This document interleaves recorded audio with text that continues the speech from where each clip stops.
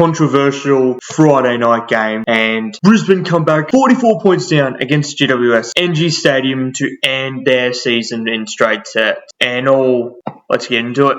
Alright, so the first game was Port Adelaide versus Hawthorn at Adelaide Oval. Now, what a fight back Port Adelaide had after a tough week, and, losing the qualifying final by 84 points, coming back and winning by 3 points. It doesn't matter how much you win by in finals. It just matters you just get the job done, and that's what they did. Hawthorn had a couple opportunities late. They did get about 3 or 4 free kicks that were quite soft, that the umpires did pay.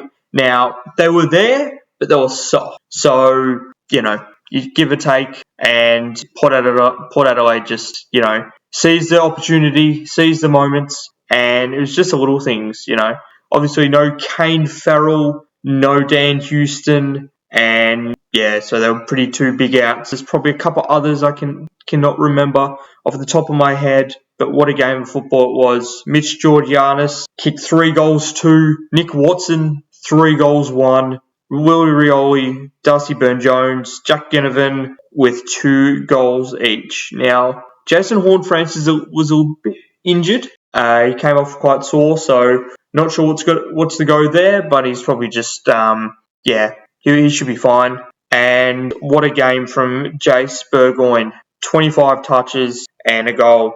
Jai Newcomb, though, had 31 touches with 6 tackles, so he did his job, and it was just what a game. And let's go over the controversy that happened. Obviously, before the match, I've got nothing against Jack Ginnivan and what his comments was, but you just got to have to back it up. And yes, he did kick 2 goals, but his team didn't back it up. And I feel like he didn't.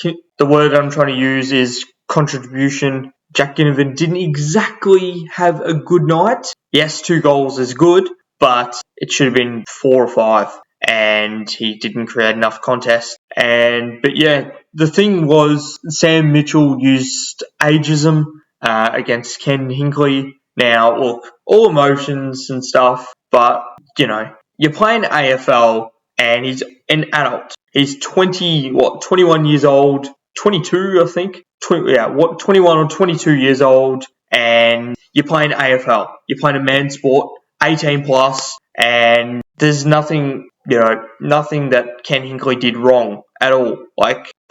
It's just, the game's become soft, and the media are just debating it up and belting it up. They're trying to write headline stories, but at the same time, if you dish it out, you have to learn to cop it on the chin, and Hawthorn didn't do that.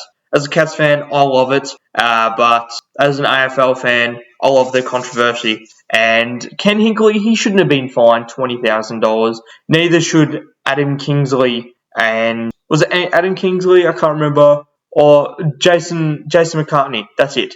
He didn't deserve to be fined $20,000 as well from what he did last week. But you got to cop it on the chin. Hawthorn had an absolutely amazing season. There's no doubt about that. I predicted them to be like 16th, 17th, so I got my prediction way wrong. And Hawthorn, it's quite scary. They've got Cole Sheardeer.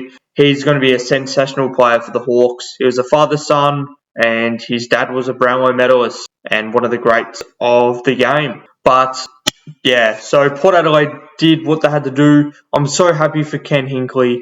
Now, I'm not a Ken Hinkley basher at all. Obviously, he was a Geelong player, and he was a Geelong coach at one point. And, I'm happy for him, and hopefully they go well this week. Now, the next game is GWS versus Hawthorn. The next game is GWS versus Brisbane Lions. GWS, they had it in the bag. They kicked 2 goals late in that third term, and all they had to do is keep going, and they were just trying to hold on for dear life. They weren't trying to score easy, and Joe Danaher kicked those 2 clutch goals. He's a pretty good finals performer.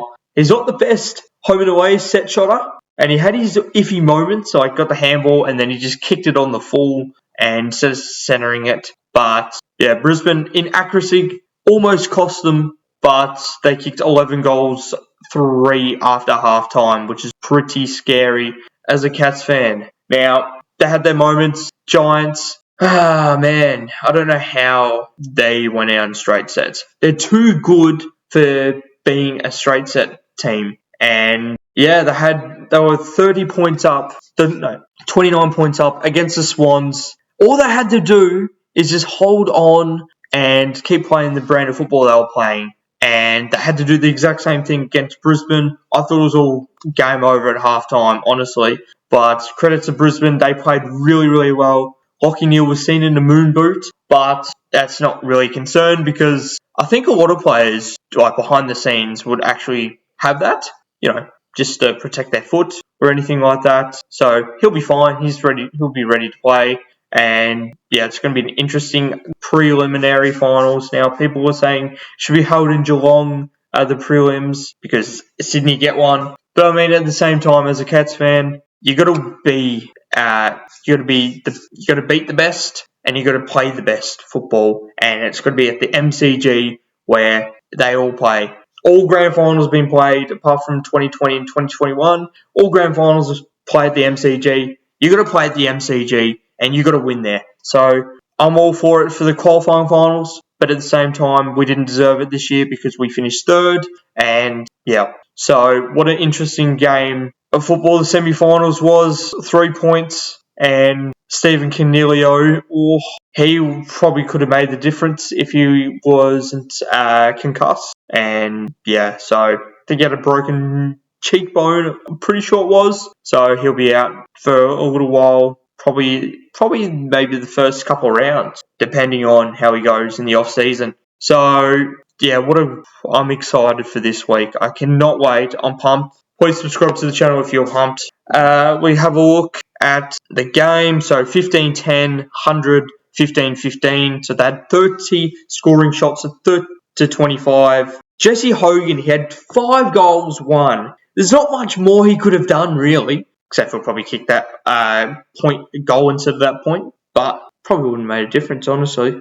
Joe Danaher, though, he kicked 4 goals. Toby Green, 3 goals. Charlie Cameron, 2 goals. Peterling, I think that's James Peterling, it is, 2 goals. Kyle Lohman and Dane Zorko. Gee, they were impressive in that last term. Dane Zorko, back to his All-Australian best. And, he definitely deserved his blazer this year. Jared Berry, Will Ashcroft. Now, Ashcroft will want revenge because he did his ACL and he's played a stellar 11 games. So he's had a great, start to his career. Tom Green, 33 touches. Dane Zorko, 25. And Harry Himmelberg with 24. So it's going to be an interesting game of football this week. Four great teams, 2 great final matchups. So I'm looking forward to it. Subscribe to the channel if you are new. Hope you enjoyed this match summary, and I'm going to do it for the grand final and also for the prelim as well. Hope you enjoyed. Peace.